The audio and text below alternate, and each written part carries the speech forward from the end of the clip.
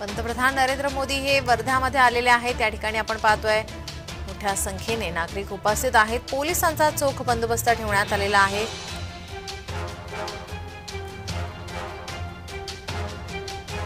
पंतप्रधान मोदी यांच्या उपस्थितीमध्ये विश्वकर्मा योजनेचा वर्षपूर्ती सोहळा होतो आहे। या ठिकाणी कारागिरांच्या चित्र प्रदर्शनाचं आयोजन करण्यात आलेलं आहे। मुख्यमंत्री एकनाथ शिंदे, राज्यपाल या ठिकाणी उपस्थित आहेत। उपमुख्यमंत्री अजित पवार बोलतायत। महाराष्ट्राच्या मंत्रिमंडळातील सर्व उपस्थित असणारे मान्यवर, खासदार, आमदार आणि आज मोदी साहेबांचे विचार ऐकण्याच्या करता वर्ध्याच्या कानाकोपऱ्यातून आलेले सगळे माझे बांधव, भगिनी, पत्रकार मित्र आणि माझ्या तरुण मित्रांनो, वर्ध्याच्या ऐतिहासिक पावनभूमीत देशाचे लोकप्रिय पंतप्रधान आदरणीय नरेंद्र मोदी साहेबांच्या शुभ हस्ते आज महत्त्वाच्या योजनांचा शुभारंभ तसंच प्रकल्पाचं पायाभरणी होत आहे। यामध्ये विश्वकर्मा योजनेचा प्रथम वर्धापन दिन, अमरावती येथील पीएम मित्रा पार्कची पायाभरणी कार्यक्रम, अहिल्यादेवी होळकर महिला स्टार्टअप योजनेचा शुभारंभ आणि आचार्य चाणक्य कौशल्य विकास योजनेचा शुभारंभ यासारख्या योजना प्रकल्पांचा समावेश आहे। या कार्यक्रमाच्या निमित्तानं आपण एवढ्या मोठ्या संख्येने उपस्थित राहिलात त्याबद्दल मी आपल्या सर्वांचं मनापासून स्वागत करतो। परंतु पंतप्रधान महोदयांनी या कार्यक्रमाला वेळ दिला त्याबद्दल महाराष्ट्राच्या 13 कोटी जनतेच्या वतीनं मी त्यांचं मनापासून स्वागत करतो। 3 दिवसापूर्वी पंतप्रधान महोदयांचा वाढदिवस झालेला आहे। मी वाढदिवसाच्या निमित्तानं देखील महाराष्ट्राच्या तमाम जनतेच्या वतीनं त्यांना हार्दिक शुभेच्छा देतो। त्यांना दीर्घायुष्य लाभावं, त्यांच्या स्वप्नातला भारत लवकरात लवकर त्या ठिकाणी उभा राहावा आणि त्यांचं जे विजन आहे ते विजन आपल्या भारतातल्या कानाकोपऱ्यामध्ये त्यांचं स्वप्न पूर्ण करण्याच्या करता सर्वांनी परिश्रम करावेत अशा प्रकारची विनंती देखील मी आपल्या सर्वांना करतो।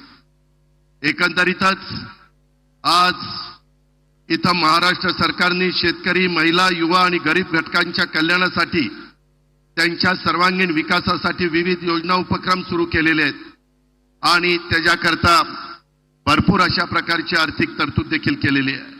आज ज्या परिसरामध्ये पंतप्रधान महोदय आलेले आहेत त्याच्यामध्ये महात्मा गांधी यांचं वास्तव्य राहिलेल्या सेवाग्रामची भूमी, आचार्य विनोबा भावे यांचा आश्रम असलेले पवनार यासारख्या पावनभूमीला मी वंदन करतो। महात्मा गांधी, विनोबा भावे यांना देखील मी वंदन करतो। आज अमरावती येथे उभारण्यात येत असलेल्या पीएम मित्रा पार्कच्या माध्यमातून विदर्भासह राज्याच्या औद्योगिक क्षेत्राला मोठी चालना मिळणार आहे।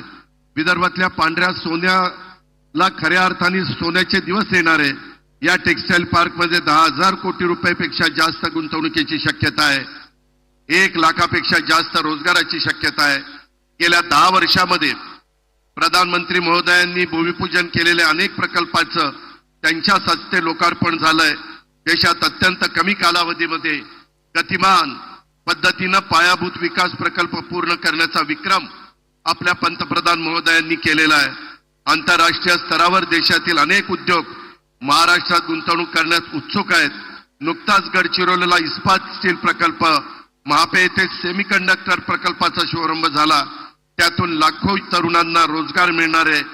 मी अधिक न बोलता प्रधानमंत्री नरेंद्र मोदी साहेबांच्या स्वप्नातला कुशल, रोजगारक्षम, विकसित भारत घडवण्याच्या कार्यात आपलं महायुतीचं सरकार आणि राज्यातील जनता आपलं संपूर्ण योगदान देईल अशा प्रकारचा विश्वास व्यक्त करतो। प्रधानमंत्री महोदयांना धन्यवाद देतो आणि या ठिकाणी थांबतो। जय हिंद, जय महाराष्ट्र। यानंतर राज्याचे माननीय उपमुख्यमंत्री श्री देवेंद्र फडणवीस यांना विनंती आहे की त्यांनी सभेला संबोधित करावं।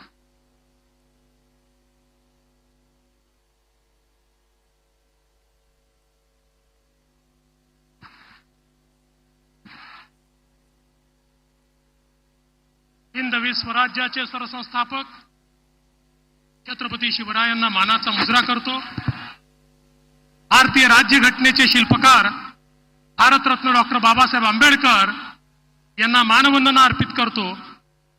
आणि आज आपल्या या वर्ध्याच्या पवित्र भूमीवर उपस्थित झालेले अखिल विश्वातील सर्वाधिक लोकप्रिय नेते आणि आधुनिक भारताचे निर्माते माननीय प्रधानमंत्री नरेंद्र मोदीजी यांचं मी वर्धेच्या वतीनं हार्दिक स्वागत करतो.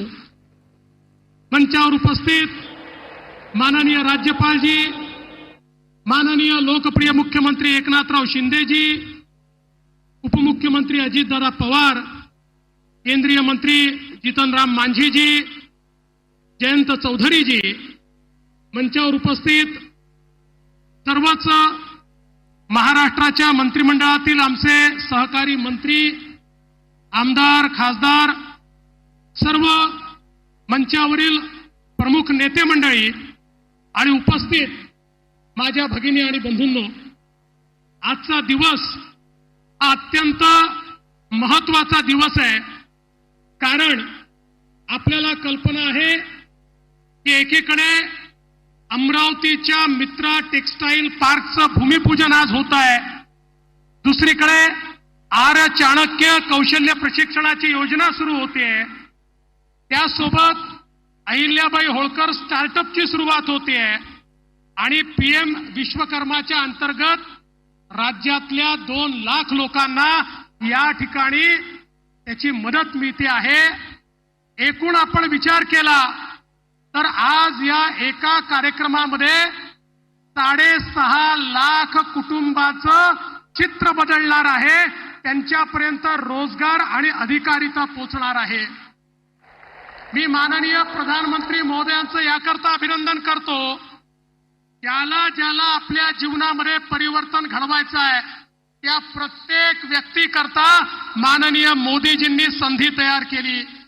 आज माझा सवाल आहे, इतके वर्ष झाले आमचा सुतार समाज, लोहार, सोनार, कुंभार, मूर्तिकार, चर्मकार, मिस्त्री, नावी, टेलर, धोबी या सगळ्या घटकांचा विचार कुठल्याच सरकारने केला नव्हता.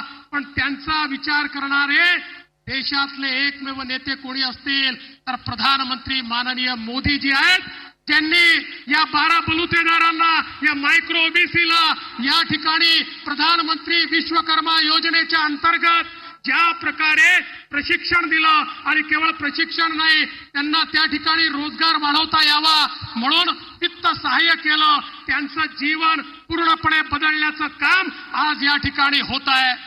आणि टेक्सटाईल पार्क ही तर अशी संकल्पना आहे की आमच्या अमरावतीला जगाच्या नकाशावर आणण्याचं काम मित्रा टेक्सटाईल पार्कमुळे होणार आहे.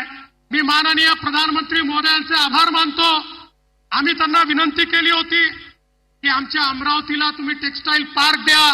मुख्यमंत्री असतील, मी असेल, दादा असतील, आमच्या नवनीतताई राणा असतील. मुख्यमंत्री महोदयांनी देशात 7 पार्क दिले, त्यातला एक पार्क आपल्या अमरावतीमध्ये दिला, ज्या एका पार्कमुळे जवळजवळ 3 लाख लोकांना रोजगार हा त्या ठिकाणी मिळणार आहे. आणि कापसापासनं कापडापर्यंत आणि कापडापासनं फॅशनपर्यंत सर्व प्रकारचं इंटिग्रेशन हे त्या ठिकाणी होताना आपल्याला दिसणार आहे. खरं म्हणजे मी जास्त बोलणार नाही, पण एवढंच सांगतो, प्रधानमंत्री महोदयांनी जे काही हे परिवर्तन सुरू केलेलं आहे ते परिवर्तन महाराष्ट्रात देखील आम्ही सुरू केलेलं आहे. आमच्या लाडक्या बहिणी या ठिकाणी बसलेल्या आहेत. लाडक्या बहिणींना आज आपण 1,500 रुपये त्या ठिकाणी देतो. पण त्यासोबत आपल्या लखपती दीदी कार्यक्रमाच्या अंतर्गत माननीय मोदीजींच्या नेतृत्वात लखपती दीदी देखील आपण तयार करतोय. आणि एवढंच नाही तर आज मला मोदीजींचे पुन्हा आभार मानायचे आहेत की आमच्या सोयाबीनच्या, कापसाच्या शेतकऱ्याला शेतमालाचा भाव मिळाला पाहिजे. आम्ही मागणी केली की तुम्ही आयात होणाऱ्या कच्च्या तेलावर त्या ठिकाणी ड्युटी वाढवा, आमच्या सोयाबीनचे भाव वाढतील. मोदीजींनी तात्काळ निर्णय घेतला आणि ड्युटी वाढवली. आज सोयाबीनला त्या ठिकाणी भाव मिळायला सुरुवात झाली आणि मी विश्वासानं सांगतो हमी भावापेक्षा जास्त भावामध्ये यावेळी सोयाबीनची खरेदी होईल, कापसाची खरेदी होईल. शेतकऱ्यांकरता आमच्या सरकारनं मोफत वीज देण्याचा निर्णय घेतलाय. समाजाच्या सर्व घटकांच्या पाठीशी आपलं सरकार उभं आहे आणि म्हणून मी पुन्हा एकदा आपल्या वर्धा जिल्ह्याच्या माध्यमातून माननीय प्रधानमंत्री महोदयांचं मनापासून स्वागत करतो, त्यांचे आभार मानतो आणि माझं बोलणं संपवतो. धन्यवाद. जय हिंद, जय महाराष्ट्र. ग्रामीण अर्थव्यवस्था एवं पारंपरिक कारीगरों को नवसंजीवन देने वाली पीएम विश्वकर्मा योजना, इसका ऐसा वर्णन करना होगा. अभी मैं आमंत्रित करना चाहती हूं माननीय केंद्रीय मंत्री सूक्ष्म लघु और मध्यम उद्यम मंत्रालय श्री जीतन राम मांझी जी से अनुरोध करती हूं कि वे अपना भाषण करें.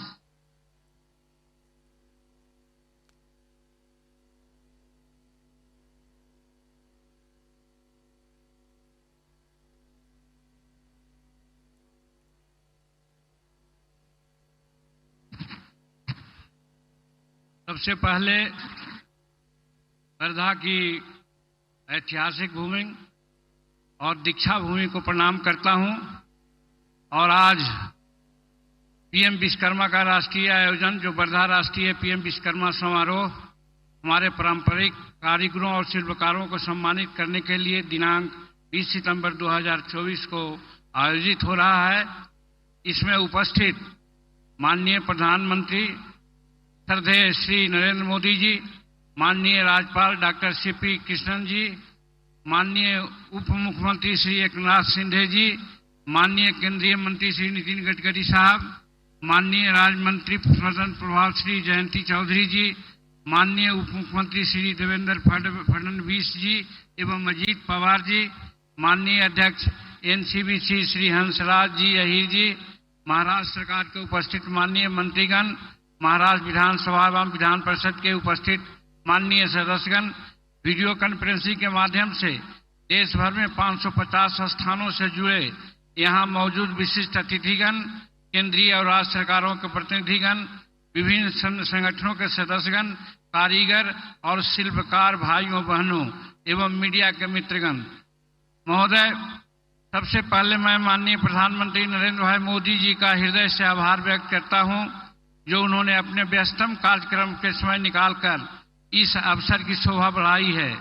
आपकी उपस्थिति हम सभी के लिए प्रेरणा स्रोत है और ये न केवल इस महत्वपूर्ण अवसर के महत्व को उजागर करती है बल्कि इस तथ्य पर भी जोर देती है कि कारीगर और शिल्पकार इस पहल के केंद्र में हैं.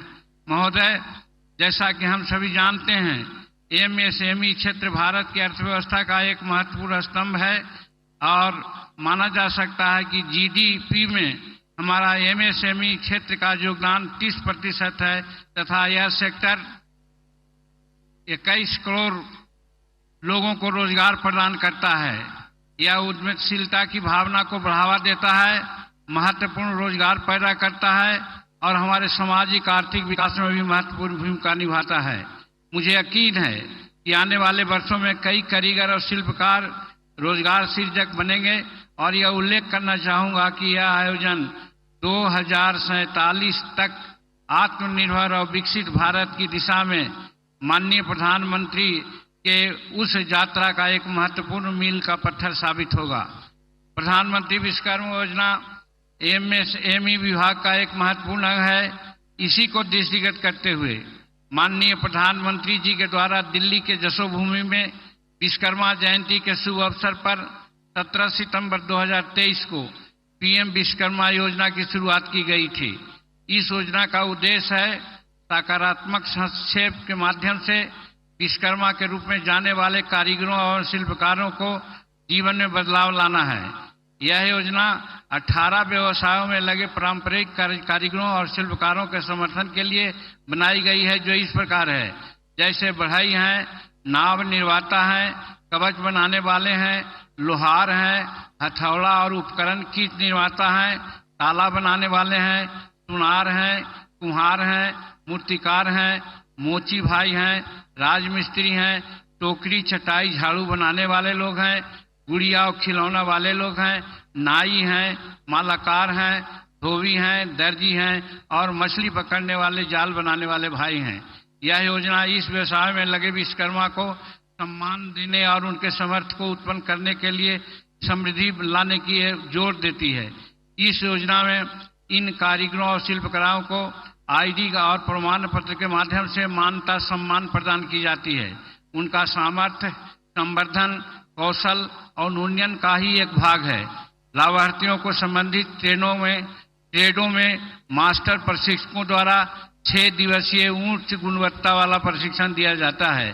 भाइयों, लाभार्थियों की मजदूरी मुआवजा के रूप में प्रतिदिन 500 रुपया का दिया जाता है और 1000 रुपया का यात्रा भत्ता और मुफ्त भोजन और आवास की सुविधा प्रदान की जाती है।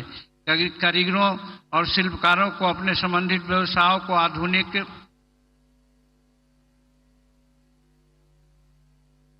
और नवीनतम उपकरणों का उपयोग करने के लिए सक्षम बनाने के लिए 15,000 रुपये तक के टूल किट का दिया जाता है प्रोत्साहन के लिए। लाभार्थियों की समृद्धि के लिए किफायती ऋण और व्यापक बाजारों तक पहुंच प्रदान करना शामिल है। इस योजना के तहत 5% रियायती ब्याज पर 3 लाख रुपए तक के कोलेस्ट्रॉल मुक्त ऋण उपलब्ध कराए जाते हैं। इसके अलावा इस योजना में लाभार्थियों को डिजिटल लेन देन अपनाने के लिए प्रोत्साहित करने का एक तत्व है। डिजिटल भुगतान या रसीद के लिए लाभार्थी के खाते में 100 रुपये तक का मासिक कैश बैंक जमा किया जाता है। इस योजना को भारत सरकार के 3 मंत्रालय द्वारा तथा एमएसएमई मंत्रालय, कौशल विकास और उद्यमिता मंत्रालय तथा वित्तीय सेवा विभाग द्वारा सहकर्मान्वित किया जा रहा है। इन मंत्रालयों और राज्य सरकारों के बीच निरंतर समन्वय बना हुआ है, जो इस देश में अब तक शुरू की गई कार्यान्वित की गई सबसे अनूठी योजना में से एक बनता है। योजना के लाभार्थियों की त्रिस्तरीय सत्यापन प्रक्रिया में राज्य सरकार की महत्वपूर्ण भूमिका निभाई जाती है। अब मैं बहुत गर्व के साथ कहना चाहता हूं कि यशस्वी प्रधानमंत्री नरेंद्र मोदी जी के निर्देशन में इस योजना के तहत पिछले 1 वर्ष में कुछ महत्वपूर्ण उपलब्धियां हासिल की गई है। इस योजना के तहत देश में सत्यापन के बाद 20 लाख से अधिक कारीगरों और शिल्पकारों को पंजीकृत किया गया है और अकेले महाराष्ट्र में लगभग 1,46,000 कारीगरों को और शिल्पकारों को इस योजना के तहत पंजीकृत किया गया है। 8 लाख से अधिक लाभार्थियों ने अपने कौशल उन्नयन के लिए प्रशिक्षण प्राप्त किया है, जिससे उनकी क्षमता और उत्पादकता में वृद्धि हुई है। 1,06,000 विश्वकर्मा कर्मियों को 1400 करोड़ रुपए का ऋण स्वीकृत किया गया है, जिससे उनको अपने व्यवसाय का विस्तार करने और अपनी जीविका में सुधार लाने को मदद मिल रही है। महोदय, आज इस उत्सव में भाग लेने के रूप में हमने पीएम विश्वकर्मा योजना के लाभार्थियों के शिल्प और कौशल का प्रदर्शित कराने वाली एक विशेष प्रदर्शनी भी आयोजित की है, जिसे माननीय प्रधानमंत्री जी ने अवलोकन करने की कृपा की है। 20 से 22 सितंबर तक आम जनता के लिए खुली यह प्रदर्शनी इन कारीगरों की आत्मनिर्भरता और हमारी अर्थव्यवस्था में उनके आर्थिक योगदान का प्रमाण है। मैं सभी से आग्रह करता हूं कि वे इस प्रदर्शनी को देखें और विश्वकर्माओं को प्रोत्साहित करें।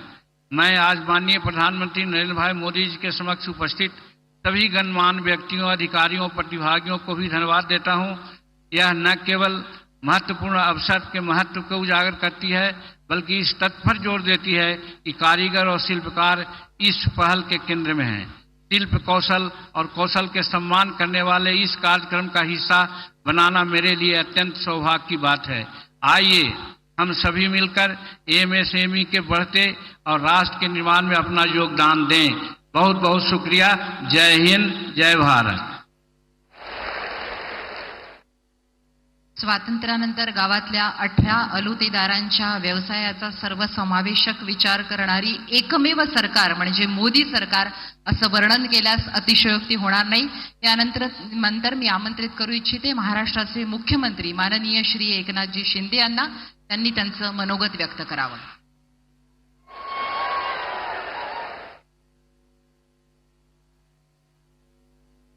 छत्रपती शिवाजी महाराज की जय भवानी।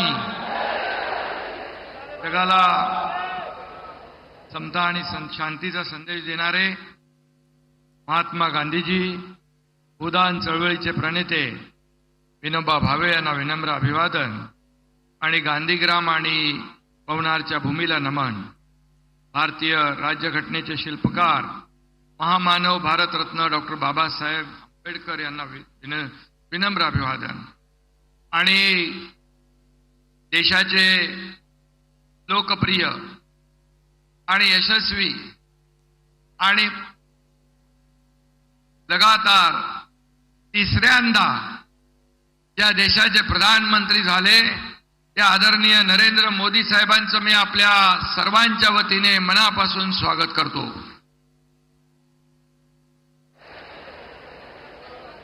खरं म्हणजे आजच्या या कार्यक्रमाला उपस्थित राज्यपाल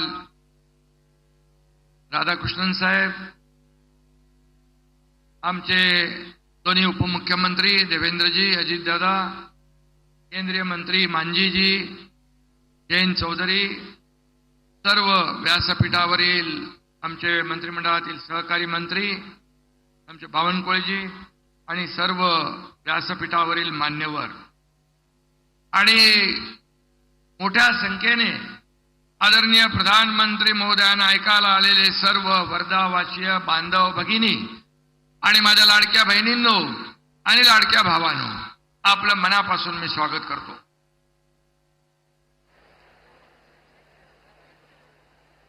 मोदी जी के 10 साल के सफल कार्यकाल का वर्णन करते हुए मैं ये कहता हूं, 10 साल बेमिसाल. नरेंद्र मोदी जी है विकास की नई मिसाल.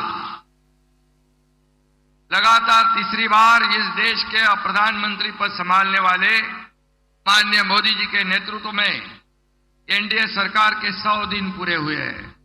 मुझे इसमें कोई संदेह नहीं है कि मोदी जी तीसरी बार तीसरे कार्यकाल में प्रगति की गति 3 गुना बढ़ाएंगे और हमारे भारत को नई ऊंचाई प्रदान करेंगे.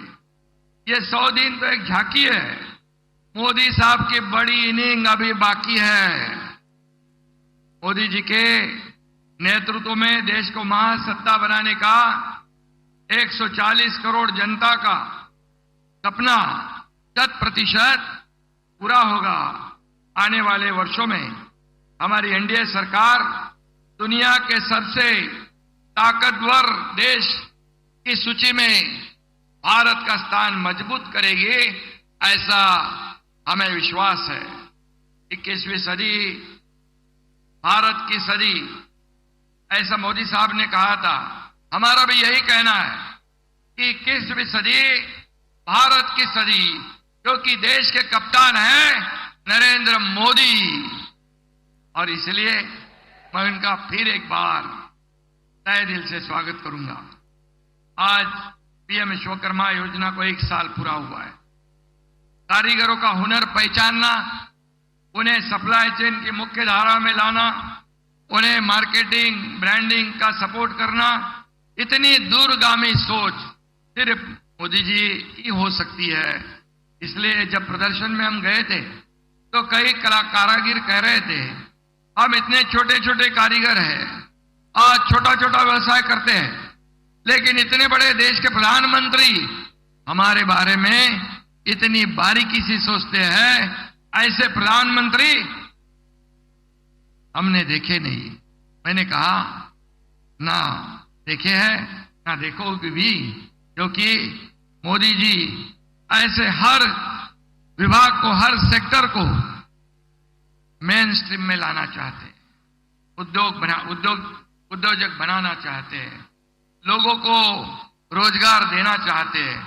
और इसलिए आज महाराष्ट्र में पीएम विश्वकर्मा योजना में 14,72,000 से ज्यादा एप्लीकेशन रजिस्टर हुई है. इस योजना के माध्यम से छोटे व्यवसाय को लोन दिया गया. इससे कारोबार बढ़ा, रोजगार के अवसर पैदा हुए और देश की अर्थव्यवस्था भी मजबूत हो रही है. यह मोदी जी के सबका साथ सबका विकास के समग्र दृष्टिकोण का सबसे अच्छा उदाहरण है. और इस योजना की पहली वर्षगांठ पर मैं पूरे विश्वकर्मा समाज की ओर से प्रधानमंत्री मोदी जी को बहुत बहुत धन्यवाद देना चाहता हूं। मोदीजींनी देशातील महिलांना आत्मसन्मान मिळवून दिला। 10 वर्षात ग्रामीण भागातल्या 10 कोटी महिला आत्मनिर्भर झाल्या।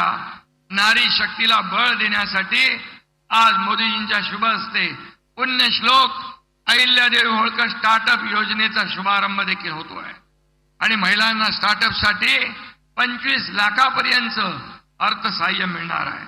महाराष्ट्र देश में महिला स्टार्टअप में पहले स्थान पर होगा और दूसरे राज्यों को भी प्रेरित करेगा, ऐसा मुझे विश्वास है। आज आपण 1000 कॉलेजमध्ये आचार्य चाणक्य कौशल्य विकास केंद्र सुरुवात करतोय। वर्षभरात 3 लाख विद्यार्थ्यांना प्रोफेशनल ट्रेनिंग दिली जाणार आहे आणि म्हणून त्याचबरोबर अमरावतीमध्ये मगाशी देवेंद्रजींनी सांगितलं पीएम मित्रा टेक्सटाईल पार्कचे भूमिपूजन होत आहे।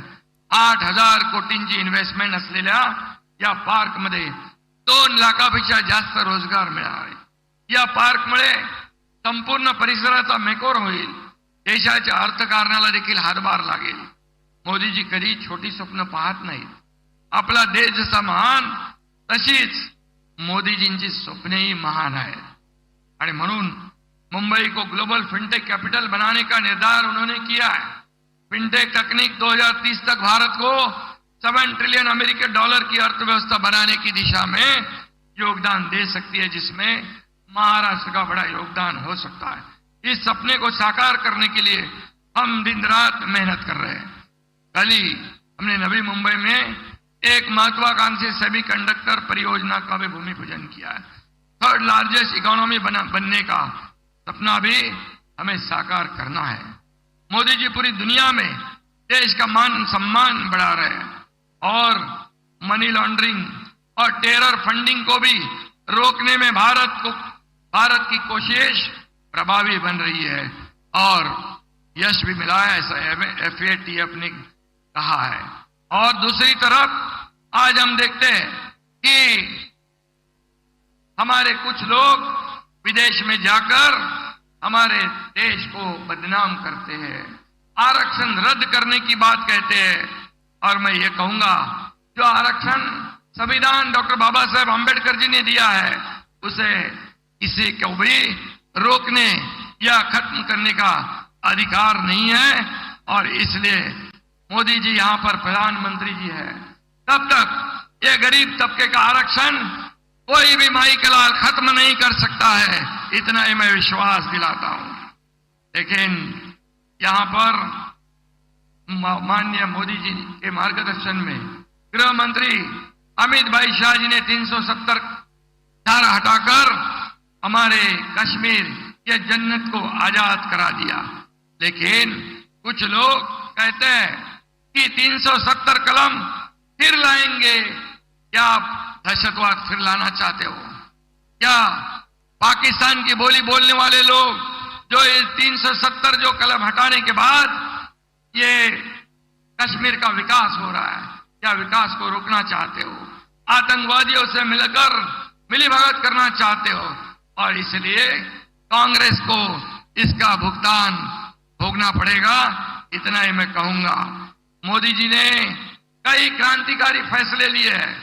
अब प्रधानमंत्री मोदी जी ने 1 नेशन 1 इलेक्शन का ऐतिहासिक निर्णय लिया है। मैं मोदी जी का अभिनंदन करता हूं, उनका स्वागत करता हूं। आज पूरा देश उनके साथ खड़ा है। मोदी जी की सभी योजनाएं, सभी निर्णयों का उद्देश्य देश के पिछड़े कमजोर वर्गों का कल्याण करना है और यही उनका एकमात्र उद्देश्य है। आम आदमी का सम्मान बढ़ाना, उनकी ताकत बढ़ाना, उनकी समृद्धि बढ़ाना। हम उनके आदर्शों पर चलकर पिछले 2.25 साल में राज्य के सर्वांगीण विकास के लिए काम कर रहे हैं। इसलिए लाडली बहन योजना हो, लाडला भाई योजना हो, 1 करोड़ 60 लाख हमारी लाडली बहनों के खाते में महीने में 1,500 रुपया, 2 महीने के 3,000, सालाना 18,000 रुपया ये जमा हो रहे हैं।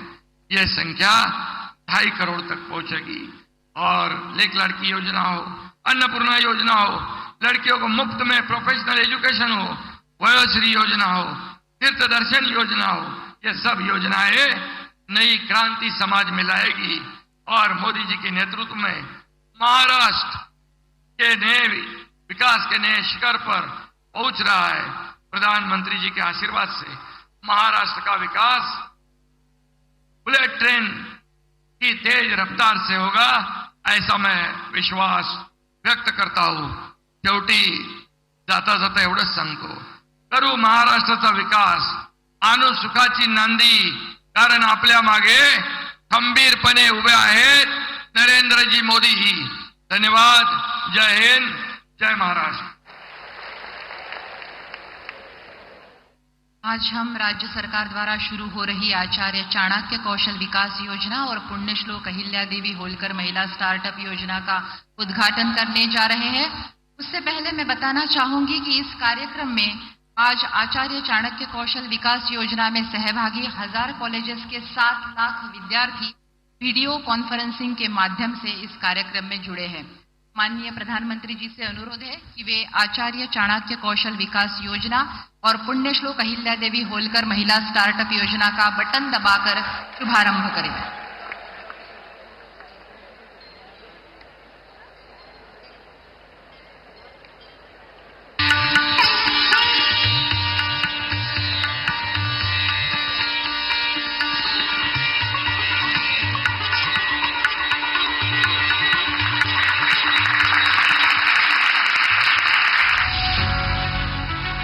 गत 10 वर्षों में हमारे माननीय प्रधानमंत्री श्री नरेंद्र मोदी जी के दूरदर्शी नेतृत्व में युवाओं का स्किल डेवलपमेंट करने और महिलाओं को सशक्त बनाने के लिए कई योजनाओं का आगाज किया गया है। इन योजनाओं से आज करोड़ों युवाओं और महिलाओं को बेहतर आजीविका मिल रही है, जिससे उनके जीवन में सुधार आया है। भारत के युवा पढ़ाई के साथ ही स्किल में भी उतने ही दक्ष हो, इसी सोच के साथ हमारी सरकार ने युवाओं के कौशल विकास और नए संस्थानों के निर्माण को सर्वोच्च प्राथमिकता दी है। इसी कड़ी को आगे बढ़ाते हुए आज माननीय प्रधानमंत्री जी के कर कमलों से महाराष्ट्र सरकार द्वारा 1000 कॉलेजों में स्थापित हुए आचार्य चाणक्य कौशल्य विकास केंद्रों का और नवाचार उपक्रम के अंतर्गत महिला सशक्तिकरण के लिए पुण्यश्लोक अहिल्या देवी होलकर महिला स्टार्टअप योजना का शुभारंभ किया जा रहा है। कौशल विकास को अकादमिक शिक्षा के साथ एकीकृत करके विकसित मानव संस्थान तैयार करना आचार्य चाणक्य कौशल्य विकास केंद्र का मुख्य हेतु है। महाराष्ट्र सरकार ने सालाना 1,50,000 युवाओं को कौशल प्रशिक्षित करने के लिए प्रतिवर्ष 150 करोड़ रुपए का प्रावधान किया है, जिससे महाराष्ट्र में कुशल श्रमिकों की कमी दूर होगी। महाराष्ट्र सरकार करीब 100 करोड़ रुपयों के निवेश से लगभग 500 महिला उद्यमी स्टार्टअप को पुण्यश्लोक अहिल्या देवी होलकर महिला स्टार्टअप योजना के तहत 25 लाख रुपए तक की वित्तीय सहायता देकर प्रोत्साहित करेगी। हमारे माननीय प्रधानमंत्री जी के नेतृत्व में महाराष्ट्र की डबल इंजन सरकार की आचार्य चाणक्य कौशल्य विकास केंद्र और पुण्यश्लोक अहिल्या देवी होलकर महिला स्टार्टअप योजना युवा और महिलाओं के सशक्तिकरण की दिशा में एक मील का पत्थर साबित होगी। मैं बताना चाहूंगी कि अहिल्या देवी होलकर जी का यह 300वां जयंती वर्ष है, जिन्होंने भारत में काशी विश्वेश्वर समेत कई मंदिरों का पुनर्निर्माण किया है। जब जब विदेशी शक्तियों ने हिंदुस्तान के स्वाभिमान को और धार्मिक स्थलों को अपमानित करने की कोशिश की, तब तब अहिल्या देवी होलकर ने अपने अत्यंत अल्प संसाधनों के सहारे भारत के स्वाभिमान को फिर से पुनर्स्थापित किया है। इसके पश्चात हम पीएम मित्र पार्क का शुभारंभ करने जा रहे हैं। पीएम मित्र पार्क यह संकल्पना पूरे देश के वस्त्रोद्योग में क्रांति लाने वाली योजना है। मैं अनुरोध करती हूं माननीय प्रधानमंत्री जी से कि वे अमरावती पीएम मित्र पार्क का बटन दबाकर भूमि पूजन करें।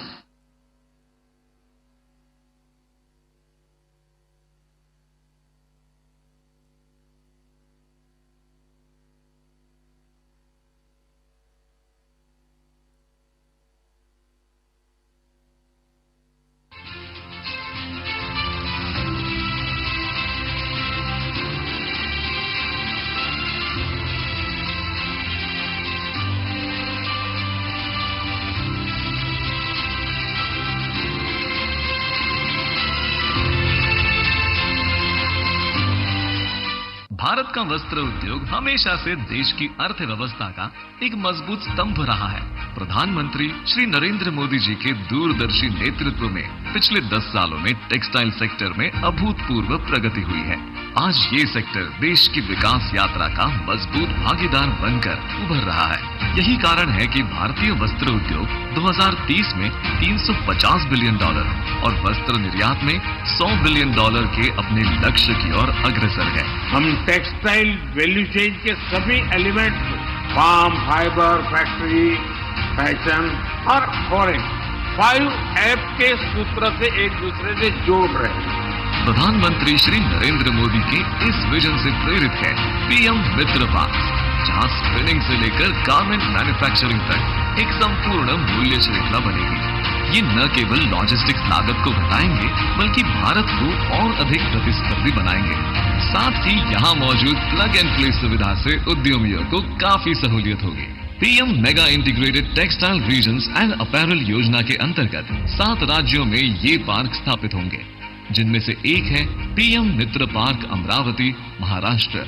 भारत के मध्य में स्थित सड़क, रेल, बंदरगाह और हवाई सुविधाओं से जुड़ा हुआ अमरावती महाराष्ट्र के वस्त्र उद्योग उन्नति में एक अहम भूमिका निभाता है। 1020 एकड़ में फैला पीएम मित्र पार्क अमरावती वस्त्र उद्योग की स्थापना के लिए आवश्यक सभी सुविधाओं से परिपूर्ण है, जैसे कि कुछ ही दूर पर 220 केवी सब स्टेशन, निकट स्थित 30 MLD जलापूर्ति और 5 MLD CETP, जिसका विस्तार किया जा रहा है। महाराष्ट्र के सशक्त नेतृत्व और प्रगतिशील नीतियों के समन्वय से प्रेरित यह पार्क एक समृद्ध वस्त्र परिसर बनाएगा, जिससे कि वस्त्र उद्योग में 10,000 करोड़ निवेश और 3 लाख प्रत्यक्ष व अप्रत्यक्ष रोजगार की संभावना है। प्रधानमंत्री के विजन को साकार करते हुए वस्त्र मंत्रालय की इस पहल के अंतर्गत पीएम मित्र पार्क अमरावती विकसित भारत के विजन को साकार करने में अहम भूमिका निभाएगा। विदर्भाच्या बाबतीमध्ये नेहमी विकासाच्या असमतोलाचा प्रश्न उपस्थित केला जातो। मला असं वाटतं की पीएम मित्र पार्क अमरावतीला देऊन 3 लाखपेक्षा जास्त रोजगार इथे उपलब्ध होणार आहे। माननीय पंतप्रधानांना आपण टाळ्या वाजवून धन्यवाद द्यायला पाहिजे की विदर्भाचा हा विकासाचा असमतोल याने निश्चितपणे दूर होण्यास मदत होईल। पीएम विश्वकर्मा योजना की शुरुआत गत वर्ष 17 सितंबर को की गई थी। 1 साल में असाधारण सफलता इस योजना ने प्राप्त की है। केवल 1 साल में इस योजना के तहत पूरे देश में 20 लाख कारीगर रजिस्टर्ड हो चुके हैं।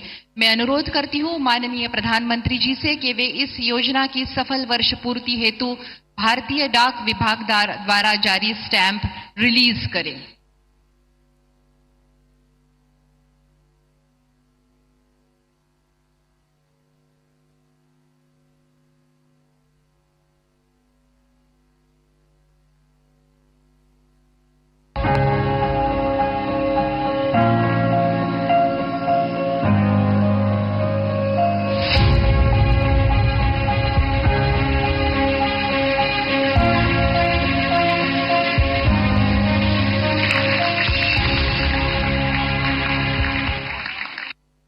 एक लाख कारीगरों को हम आज विश्वकर्मा आईडी और सर्टिफिकेट्स प्रदान करने जा रहे हैं।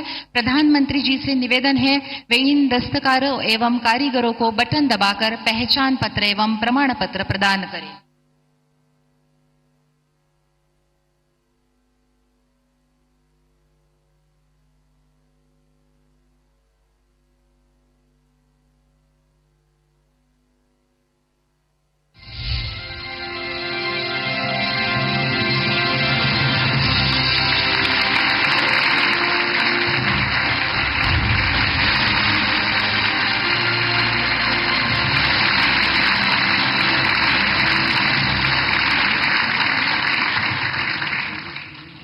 आज मुझे बताते हुए खुशी महसूस हो रही है कि कुल मिलाकर 21 लाख विश्वकर्माओं को डिजिटल आईडी एवं सर्टिफिकेट मिल गए हैं। इसके बाद प्रधानमंत्री जी से अनुरोध है कि वे बटन दबाकर 1 लाख विश्वकर्मा लाभार्थियों को डिजिटल स्किल सर्टिफिकेट्स प्रदान करें।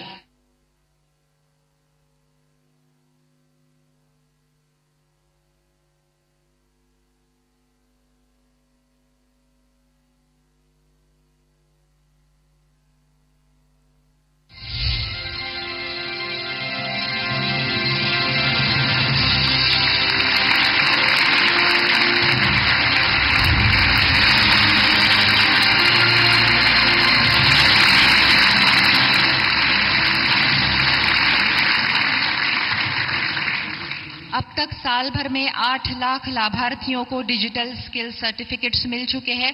आज 75,000 विश्वकर्माओं को लोन सैंक्शन हो चुका है। माननीय प्रधानमंत्री जी से विनती है कि वे बटन दबाकर 75,000 लाभार्थियों को डिजिटल लोन रिलीज करें।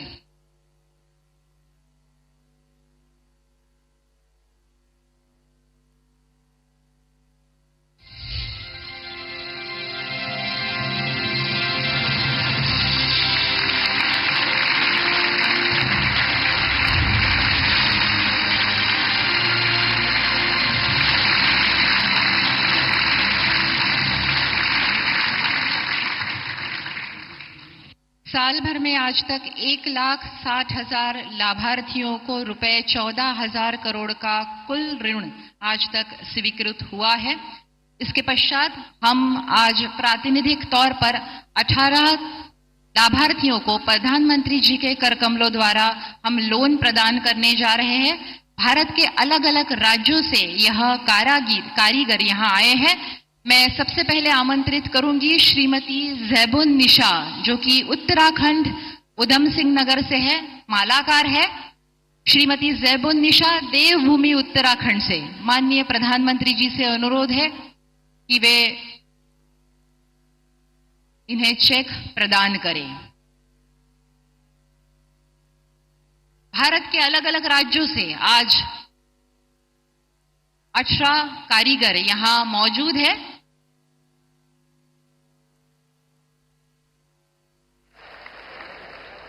इसके पश्चात मैं आमंत्रित करना चाहूंगी सिंटू कुमार, जो कि बिहार नावदा से है। सिंटू कुमार जो कि बिहार राज्य के नावदा से है और सिंटू कुमार जी का व्यवसाय है गुड़िया और खिलौने बनाना। बिहार।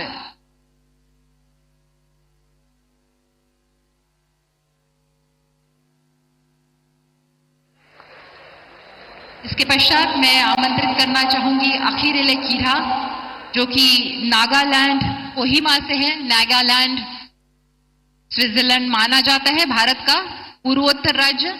ये बढ़ई है, कारपेंटर है। इसके पश्चात मैं आमंत्रित करना चाहूंगी रामनाथ सिंह गुर्जर,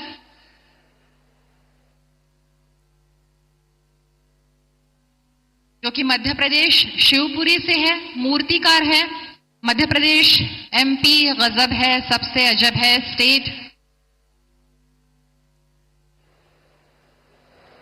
रामनाथ सिंह गुर्जर मध्य प्रदेश शिवपुरी से, मूर्तिकार। इसके पश्चात सतीश केसी केरला से है। गॉड्स ओन कंट्री जिसका वर्णन किया जाता है, उस केरला राज्य से गोल्ड स्मिथ का सुनार का काम करते हैं। पथनमथिट्टा जिले से सतीश केसी। उसके बाद मैं सुदीप्त दास को आमंत्रित करना चाहूंगी, जो कि ओडिशा से है, जगत सिंहपुर जिले से। इनका मछली पकड़ने के लिए जाल बुनने का व्यवसाय है। इसके पश्चात गोपाल मड़ैया झारखंड से है, देवघर जिले से ब्लैक स्मिथ लुहार है गोपाल मड़ैया। इसके पश्चात एम हरिकृष्णा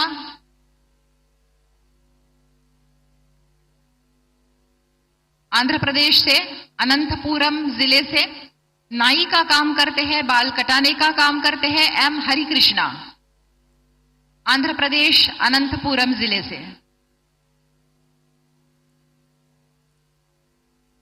इसके पश्चात श्रीमती कांतिबाई साहू छत्तीसगढ़ राज्य के धामतरी जिले से बास्केट चटई झाड़ू बनाती है श्रीमती कांतिबाई साहू। इसके पश्चात उपेंद्र बरुआ जी को आमंत्रित करना चाहूंगी, आसाम से है, धारंग जिले से, राजमिस्त्री का काम करते हैं। भारत की विविधता का, एकता में विविधता का प्रदर्शन आज इस मंच पर, व्यासपीठ पर हो रहा है। इसके पश्चात मैं आमंत्रित करना चाहूंगी महाराजू लक्ष्मी, श्रीमती महाराजू लक्ष्मी जी को, जो कि तेलंगाना से है, निर्मल जिले से, और कपड़े धोने का काम करती है श्रीमती महाराजू लक्ष्मी।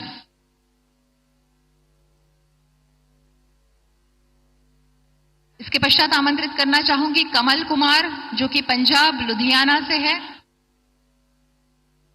कॉबलर का काम करते हैं।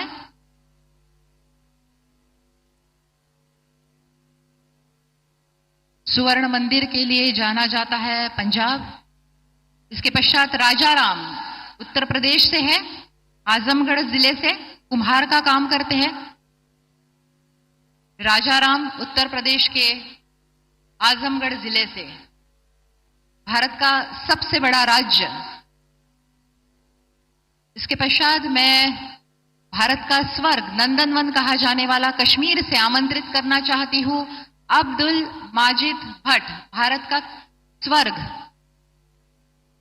गांदेरबल जिले से है कश्मीर के, और ये नाव बनाते हैं। कश्मीर में नाव बहुत चलती है, सरोवर है, तालाब है उसमें, तो नाव बनाने का काम अब्दुल माजिद भट्ट करते हैं। और इसके पश्चात मैं आमंत्रित करना चाहूंगी कीर्ति संतोषराव रावेकर, महाराष्ट्र के वर्धा जिले से, महाराष्ट्र के वर्धा जिले से दर्जी टेलर का काम करती है महाराष्ट्र, जो कि समाज सुधारकों की, स्वातंत्र सेनाओं की भूमि पहचानी जाती है।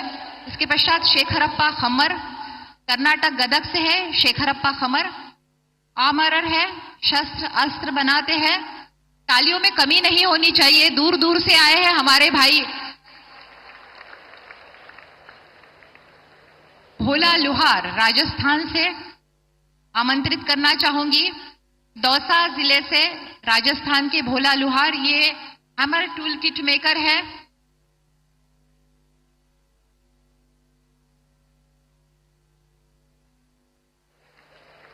और आज के हमारे प्रातिनिधिक तौर पर उपस्थित आखिरी लाभार्थी परमार कमलेश भाई, गुजरात से, महिसागर से, गुजरात राज्य में महिसागर जिले से परमार कमलेश भाई ताला बनाते हैं।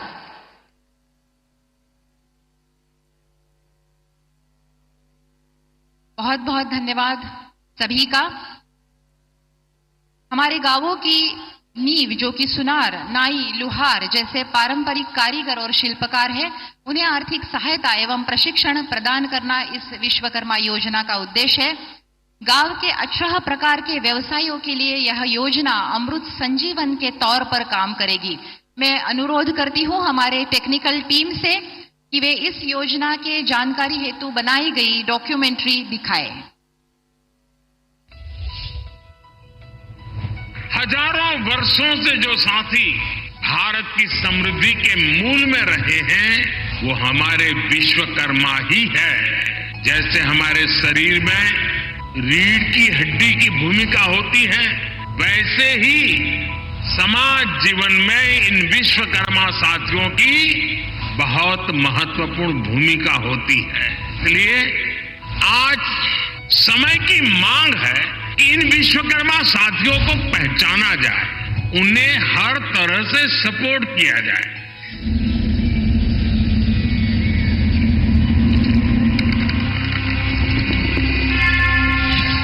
प्रिय विश्वकर्मा, आपने हमारा घर, स्कूल, दफ्तर, देश सजाया, बचपन से बुढ़ापे तक हमारा साथ निभाया। लेकिन आजादी के दशकों बाद भी आप लोगों की कठिनाइयां अनदेखी रही। अपने परंपरागत हुनर को संभालने में आपकी मेहनत, पीड़ा किसी ने देखी नहीं। लेकिन जब देश को मिला एक संवेदनशील नेतृत्व, तो गढ़ी गई पीएम विश्वकर्मा जैसी योजना, जिसके जरिए हमारे विश्वकर्मा साथियों के सम्मान, सामर्थ्य और समृद्धि की जिम्मेदारी देश ने संभाली। प्रधानमंत्री नरेंद्र मोदी जी ने 1 साल पहले बनाई थी पीएम विश्वकर्मा योजना, ताकि विश्वकर्मा साथी आधुनिकता, आत्मनिर्भरता और प्रोफेशनलिज्म सीखें और नए हुनर के साथ बाजार से जुड़े। इस महाअभियान को साकार करने के लिए प्रधानमंत्री जी ने देश के लाखों विश्वकर्माओं को रजिस्टर करवाया। 8 लाख कारीगरों एवं शिल्पकारों को नए जमाने के टूल्स और ट्रेनर्स द्वारा 800 स्किल सेंटर्स में ट्रेनिंग दी गई। ट्रेनिंग में उन्होंने टेक्निकल ज्ञान के अलावा बिजनेस से जुड़ी ऐसी कई बेसिक चीजें भी सीखी, जिनसे वे कोसों दूर थे। जैसे कि बैंक अकाउंट कैसे खोलना, ऑनलाइन बैंकिंग कैसे यूज करनी है, लोन कैसे मिलता है, प्रोडक्ट की सही और शानदार पैकेजिंग करने से कैसे धंधा बढ़ेगा, ब्रांडिंग और मार्केटिंग में क्या अंतर होता है, अपने प्रोडक्ट्स ऑनलाइन कैसे बेचते हैं, वगैरह वगैरह। ये विश्वकर्मा भाई बहन अपना काम छोड़कर ट्रेनिंग करने आए थे, तो प्रधानमंत्री जी ने यहाँ तक का ध्यान रखा कि उन्हें 3,000 रुपए का ट्रेनिंग भत्ता और 1,000 रुपए का यात्रा भत्ता भी मिले। ट्रेनिंग के बाद उन्हें स्किल सर्टिफिकेट से भी नवाजा गया। उन्हें नई टूल किट खरीदने के लिए 15,000 रुपए के ई वाउचर भी दिए गए। 1,60,000 विश्वकर्माओं को बिना किसी भागदौड़ और मिनिमम पेपर वर्क के साथ 5% की रियायती ब्याज दर पर 1,400 करोड़ रुपए के लोन भी मिले। और ये सब हुआ केवल 1 साल में। ये तो बस एक शुरुआत है। शुरुआत अपने व्यवसाय में भविष्य देखने की। शुरुआत अपनी अगली पीढ़ी को गरीबी नहीं, कारीगरी और समृद्धि सौंपने की। शुरुआत विकसित भारत का भागीदार बनाने की। पीएम विश्वकर्मा योजना, सम्मान, सामर्थ्य, समृद्धि। निर्विवाद रूप से जिन्होंने हिंदुस्तान की राजनीति में राष्ट्रवाद का पुनरुत्थान किया है और जिनके जीवन का हर पल हर क्षण मजबूत भारत की नींव रखने के लिए काम आता है, समाज के श्रमजीवी वर्ग को उसकी गरिमा और सम्मान प्रदान करने वाले माननीय प्रधानमंत्री श्री नरेंद्र मोदी जी, आप पंडित दीनदयाल उपाध्याय जी के मैले कुचेले लोगों की आखिरी आदमी की उम्मीद हो। मैं अनुरोध करती हूं, आप अपने प्रेरक विचारों से हम सबका मार्गदर्शन करें।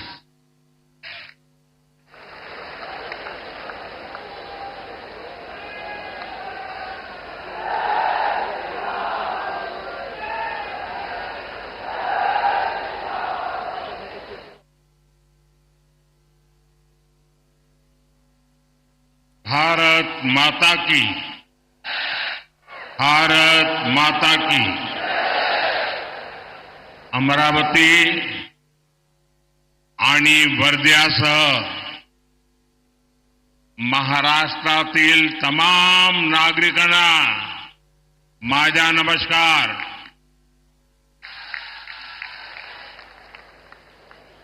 दो दिन पहले ही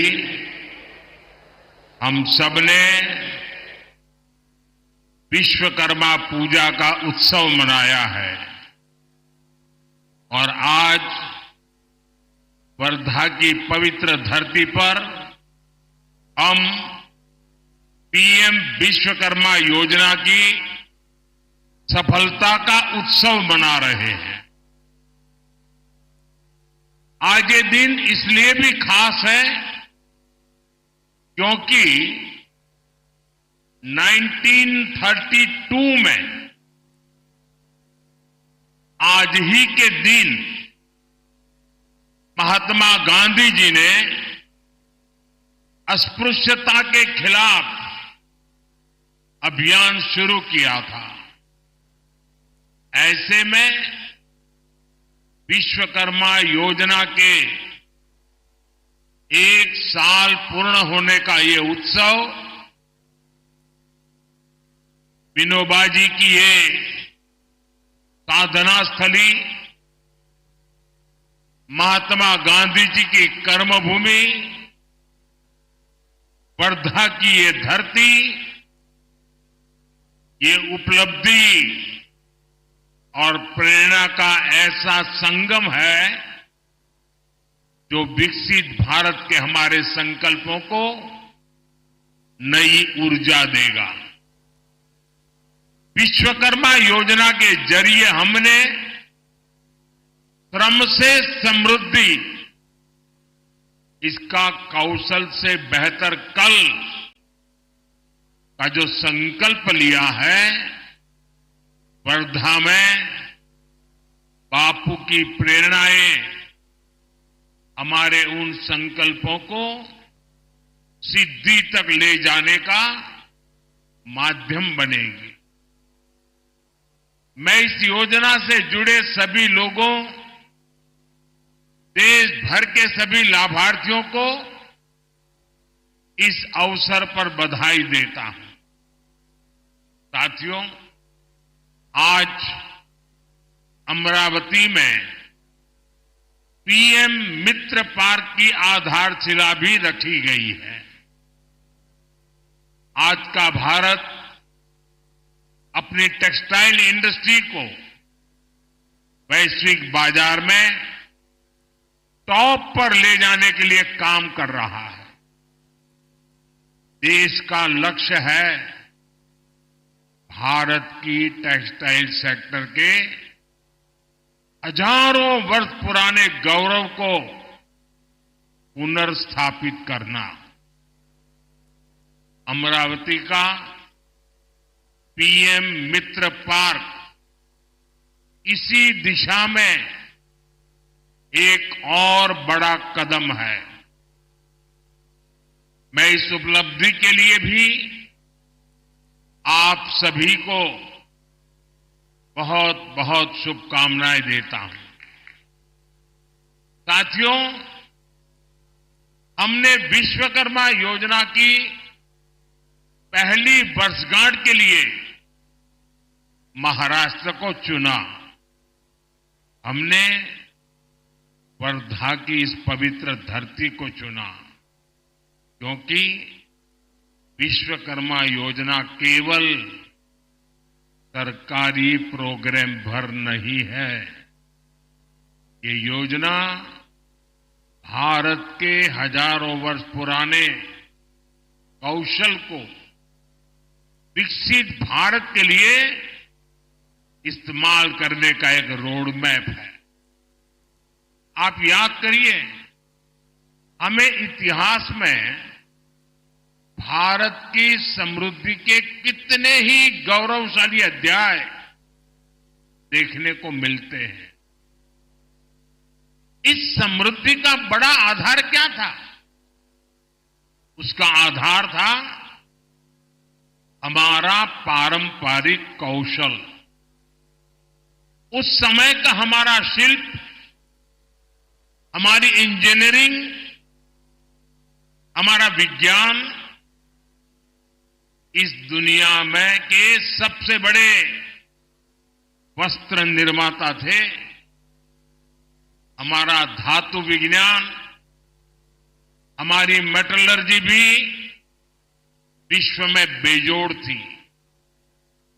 उस समय के बने मिट्टी के बर्तनों से लेकर भवनों की डिजाइन का कोई मुकाबला नहीं था।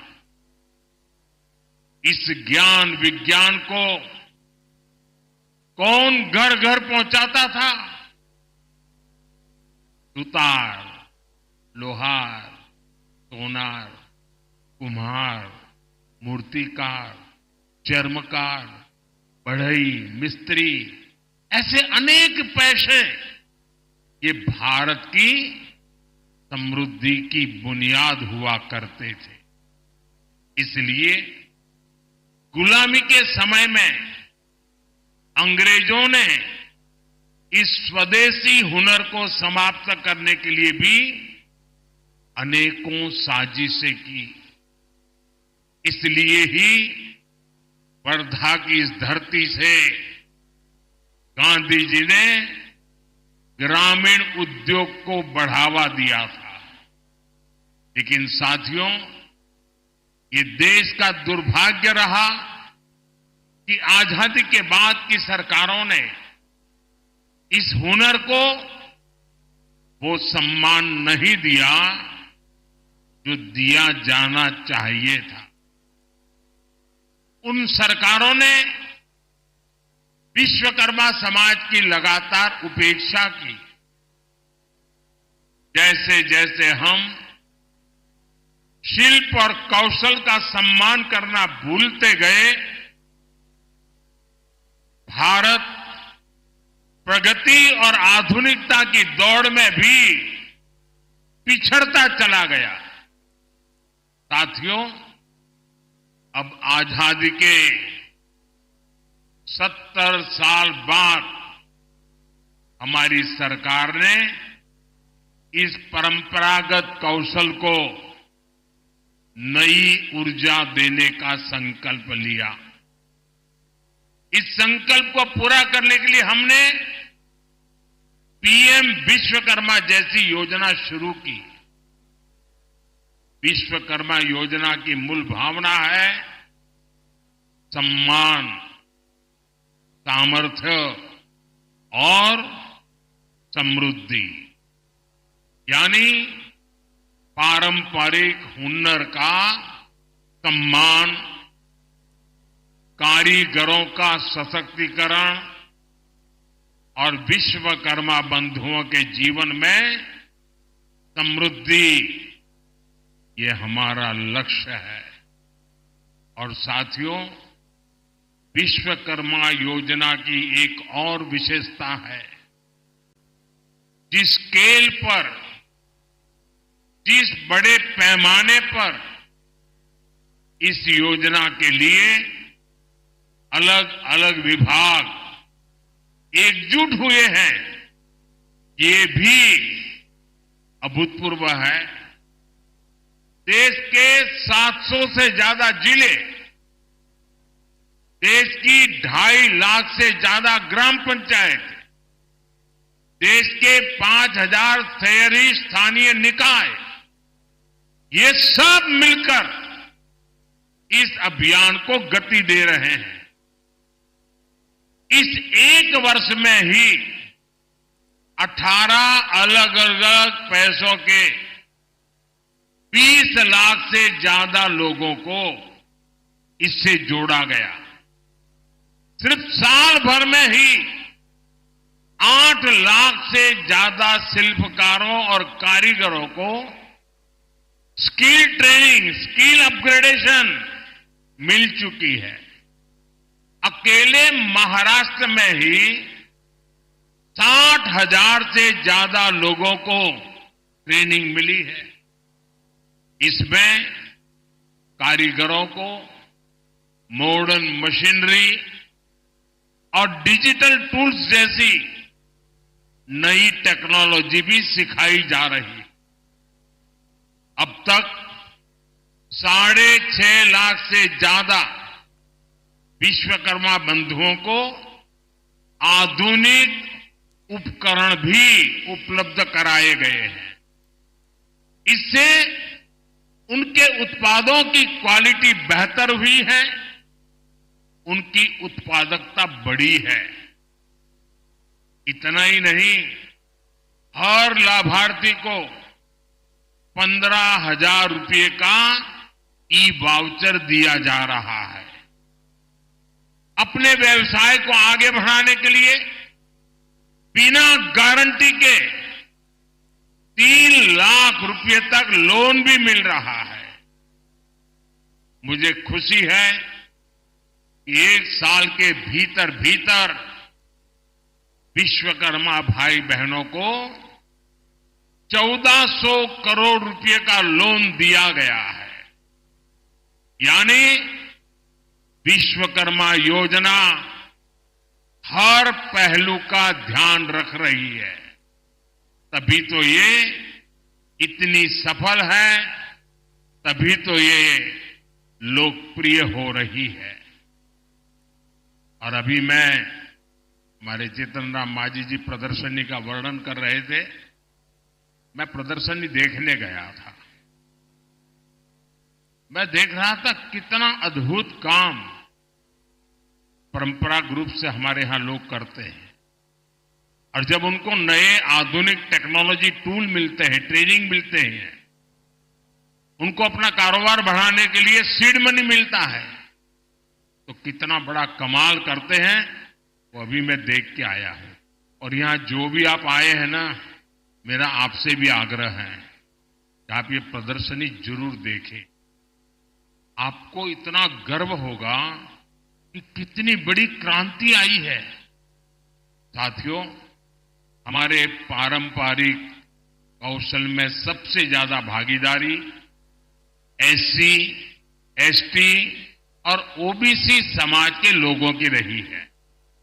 अगर पिछली सरकारों ने विश्वकर्मा बंधुओं की चिंता की होती तो इस समाज की कितनी बड़ी सेवा होती। लेकिन कांग्रेस और उसके दोस्तों ने एससी, एसटी, ओबीसी को जानबूझ करके आगे नहीं बढ़ने दिया। हमने सरकारी सिस्टम से कांग्रेस की इस दलित पिछड़ा विरोधी सोच को खत्म किया है। पिछले 1 साल के आंकड़े बताते हैं कि आज विश्वकर्मा योजना का सबसे ज्यादा लाभ एससी, एसटी और ओबीसी समाज उठा रहा है। मैं चाहता हूं विश्वकर्मा समाज इन पारंपरिक कार्यों में लगे लोग केवल कारीगर बनकर न रह जाए, बल्कि मैं चाहता हूं वे कारीगर से ज्यादा वो उद्यमी बने, व्यवसायी बने। इसके लिए हमने विश्वकर्मा भाई बहनों के काम को एमएसएमई का दर्जा दिया है। 1 डिस्ट्रिक्ट 1 प्रोडक्ट और एकता मॉल जैसे प्रयासों के जरिए पारंपरिक उत्पादों की मार्केटिंग की जा रही है। हमारा लक्ष्य है कि ये लोग अपने बिजनेस को आगे बढ़ाएं। ये लोग बड़ी बड़ी कंपनियों की सप्लाई चेन का हिस्सा बने। इसलिए ओएनडीसी और जीईएम जैसे माध्यमों से शिल्पकारों, कारीगरों और छोटे कारोबारियों को अपना बिजनेस बढ़ाने में मदद का रास्ता बन रहा है। ये शुरुआत बता रही है जो वर्ग आर्थिक प्रगति में पीछे छूट रहा था, वो विश्व की तीसरी सबसे बड़ी अर्थव्यवस्था में अहम रोल निभाएगा। सरकार का जो स्किल इंडिया मिशन है वो भी इसे सशक्त कर रहा है। कौशल विकास अभियान के तहत भी देश के करोड़ों नौजवानों की आज की जरूरतों के हिसाब से स्किल ट्रेनिंग हुई है। स्किल इंडिया जैसे अभियानों ने भारत की स्किल को पूरी दुनिया में पहचान दिलानी शुरू कर दी थी। और हमारे स्किल मंत्रालय, हमारी सरकार बनने के बाद हमने अलग स्किल मंत्रालय बनाया और हमारे जयंत चौधरी जी आज ये स्किल मंत्रालय का कारोबार देखते हैं। उनके नेतृत्व में इसी साल फ्रांस में वर्ल्ड स्किल्स पर बहुत बड़ा आयोजन हुआ। हम ओलंपिक की जो चर्चा बहुत करते हैं, लेकिन उस फ्रांस में अभी एक बहुत बड़ा आयोजन हुआ। इसमें स्किल को लेकर के हमारे छोटे छोटे काम करने वाले कारीगर और उन लोगों को भेजा गया था और इसमें भारत ने बहुत सारे अवार्ड अपने नाम किए हैं। ये हम सबके लिए गर्व का विषय है। साथियों, महाराष्ट्र में जो अपार औद्योगिक संभावनाएं हैं उनमें टेक्सटाइल इंडस्ट्री भी एक है। विदर्भ का ये इलाका ये हाई क्वालिटी कपास के उत्पादन का इतना बड़ा केंद्र रहा है। लेकिन दशकों तक कांग्रेस और बाद में महाअगाड़ी सरकार ने क्या किया, उन्होंने कपास को महाराष्ट्र के किसानों की ताकत बनाने की जगह उन किसानों को बदहाली में धकेल दिया। ये लोग केवल किसानों के नाम पर राजनीति और भ्रष्टाचार करते रहे। समस्या का समाधान देने के लिए काम तब तेजी से आगे बढ़ा जब 2014 में देवेंद्र फडणवीस जी की सरकार बनी थी। तब अमरावती के नांदगांव खंडेश्वर में टेक्सटाइल पार्क का निर्माण हुआ था। आप याद करिए, तब उस जगह के क्या हाल थे। कोई उद्योग वहां आने को तैयार नहीं होता था। लेकिन अब वही इलाका महाराष्ट्र के लिए बड़ा औद्योगिक केंद्र बनता जा रहा है। साथियों, आज पीएम मित्र पार्क पर जिस तेजी से काम हो रहा है, उससे डबल इंजन सरकार की इच्छा शक्ति का पता चलता है। हम देश भर में ऐसे ही 7 पीएम मित्र पार्क स्थापित कर रहे हैं। हमारा विजन है farm to fibre, fibre to fabric, fabric to fashion, fashion to foreign. यानी विदर्भ के कपास से यही हाई क्वालिटी फैब्रिक बनेगा और यहीं पर फैब्रिक से फैशन के मुताबिक कपड़े तैयार किए जाएंगे। ये फैशन विदेशों तक एक्सपोर्ट होगा। इससे किसानों को खेती में होने वाला नुकसान बंद होगा। उन्हें उनकी फसल की अच्छी कीमत मिलेगी, उसमें वैल्यू एडिशन होगा। अकेले पीएम मित्र पार्क से ही यहां 8 से 10 हजार करोड़ रुपए के निवेश की संभावना है। इससे विदर्भ और महाराष्ट्र में युवाओं के लिए रोजगार के 1 लाख से ज्यादा नए अवसर बनेंगे। यहां दूसरे उद्योगों को भी बढ़ावा मिलेगा। नई सप्लाई चेन्स बनेगी, देश का निर्यात बढ़ेगा, आमदनी बढ़ेगी। और भाई और बहनों, इस औद्योगिक प्रगति के लिए जो आधुनिक इंफ्रास्ट्रक्चर और कनेक्टिविटी चाहिए, महाराष्ट्र उसके लिए भी तैयार हो रहा है।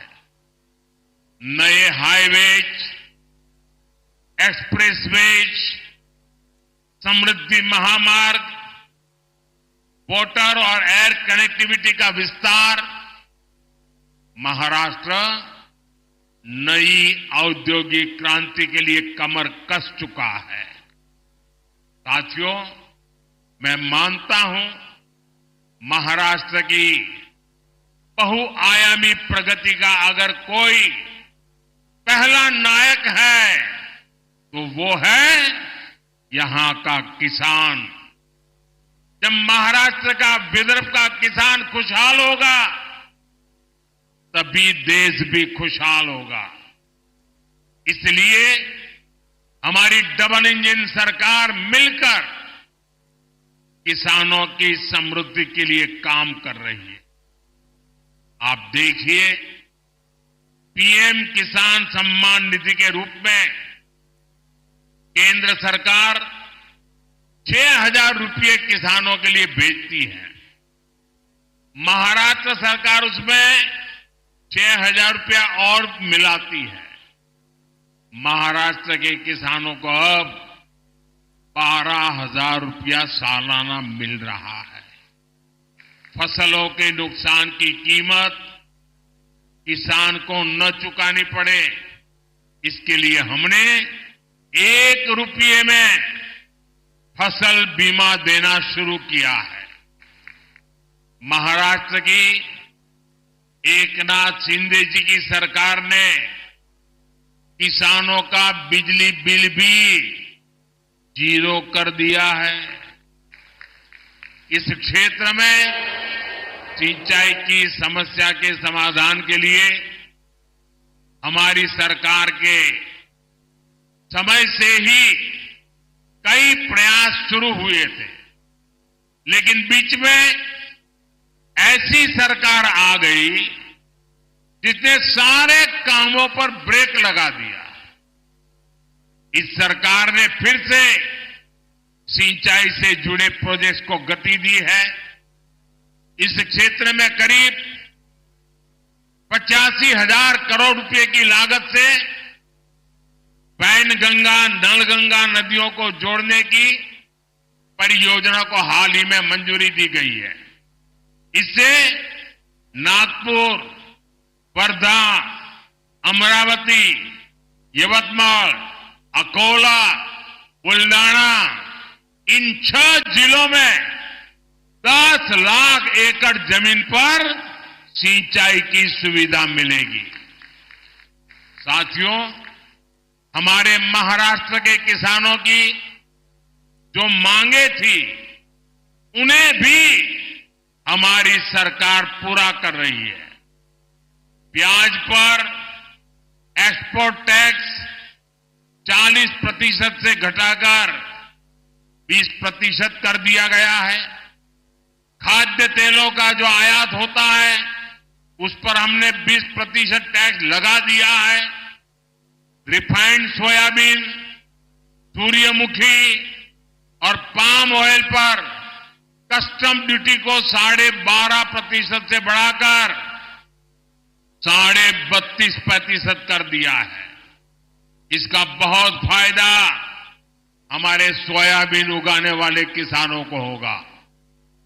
जल्द ही इन सब प्रयासों के परिणाम भी हमें देखने को मिलेंगे, लेकिन इसके लिए हमें एक सावधानी भी बरतनी होगी। जिस कांग्रेस पार्टी और उसके दोस्तों ने किसानों को इस हालत में पहुंचाया, बर्बाद किया, हमें उन्हें फिर मौका नहीं देना है, क्योंकि कांग्रेस का एक ही मतलब है झूठ, धोखा और बेईमानी। इन्होंने तेलंगाना में चुनाव के समय किसानों से लोन माफी जैसे बड़े बड़े वादे किए, लेकिन जब इनकी सरकार बनी तो किसान लोन माफी के लिए भटक रहे हैं। कोई उनकी सुनने वाला नहीं है। महाराष्ट्र में हमें इनकी धोखेबाजी से बचकर रहना है। साथियों, आज जो कांग्रेस हम देख रहे हैं, ये वो कांग्रेस नहीं है जिससे कभी महात्मा गांधी जी जैसे महापुरुष जुड़े थे। आज की कांग्रेस में देशभक्ति की आत्मा दम तोड़ चुकी है। आज की कांग्रेस में नफरत का भूत दाखिल हो गया है। आप देखिए, आज कांग्रेस के लोगों की भाषा, उनकी बोली विदेशी धरती पर जाकर उनके देश विरोधी एजेंडे, समाज को तोड़ना, देश को तोड़ने की बात करना, भारतीय संस्कृति और आस्था का अपमान करना, ये वो कांग्रेस है जिसे टुकड़े टुकड़े गैंग और अर्बन नक्सल के लोग चला रहे हैं। आज देश की सबसे बेईमान और सबसे भ्रष्ट कोई पार्टी है तो वो पार्टी कांग्रेस पार्टी है। देश का सबसे भ्रष्ट परिवार कोई है तो वो कांग्रेस का शाही परिवार है। साथियों, जिस पार्टी में हमारी आस्था और संस्कृति का जरा सा भी सम्मान होगा, वो पार्टी कभी गणपति पूजा का विरोध नहीं कर सकती, लेकिन आज की कांग्रेस को गणपति पूजा से भी नफरत है। महाराष्ट्र की धरती गवाह है, आजादी की लड़ाई में लोकमान्य तिलक के नेतृत्व में गणपति उत्सव भारत की एकता का उत्सव बन गया था। गणेश उत्सव में हर समाज, हर वर्ग के लोग एक साथ जुड़ते थे। इसलिए कांग्रेस पार्टी को गणपति पूजा से भी चीड़ है। मैं गणेश पूजन कार्यक्रम में चला गया तो कांग्रेस का तुष्टीकरण का भूत जाग उठा। कांग्रेस गणपति पूजा का विरोध करने लगी। तुष्टीकरण के लिए कांग्रेस कुछ भी कर रही है। आपने देखा है कर्नाटका में तो कांग्रेस सरकार ने गणपति बप्पा को ही सलाखों के पीछे डाल दिया। गणपति की जिस मूर्ति की लोग पूजा कर रहे थे उसे पुलिस वैन में कैद करवा दिया। महाराष्ट्र गणपतीची आराधना करीत होता आणि कर्नाटकात गणपतीची मूर्ती पोलीस वैन मध्ये होती। साथियों, पूरा देश गणपति के इस अपमान को देखकर आक्रोशित है। मैं हैरान हूं, इस पर कांग्रेस के सहयोगियों के मुंह पर भी ताला लग गया है। उन पर भी कांग्रेस की संगत का ऐसा रंग चढ़ा है कि गणपति के अपमान का भी विरोध करने की उनमें हिम्मत नहीं बची है। भाई और बहनों, हमें एकजुट होकर कांग्रेस के इन पापों का जवाब देना है। हमें परंपरा और प्रगति के साथ खड़ा होना है। हमें सम्मान और विकास के एजेंडे के साथ खड़ा होना है। हम साथ मिलकर महाराष्ट्र की अस्मिता को बचाएंगे। हम सब साथ मिलकर महाराष्ट्र का गौरव और बढ़ाएंगे। हम महाराष्ट्र के सपनों को पूरा करेंगे। इसी भाव के साथ इतनी बड़ी तादाद में आकर के इस महत्वपूर्ण योजनाओं को आपने जो उसकी ताकत को समझा है, इन योजनाओं का विदर्भ के जीवन पर, हिंदुस्तान के सामान्य व्यक्ति के जीवन पर कैसा प्रभाव होना है, ये आपकी विधानसभा के कारण मैं इसे महसूस कर रहा हूं। मैं एक बार फिर सभी विश्वकर्मा साथियों को, विदर्भ के और महाराष्ट्र के सभी मेरे भाई बहनों को बहुत बहुत बधाई देता हूं। मेरे साथ बोलिए भारत माता की। दोनों हाथ ऊपर करके पूरी ताकत से भारत माता की, भारत माता की। बहुत बहुत धन्यवाद।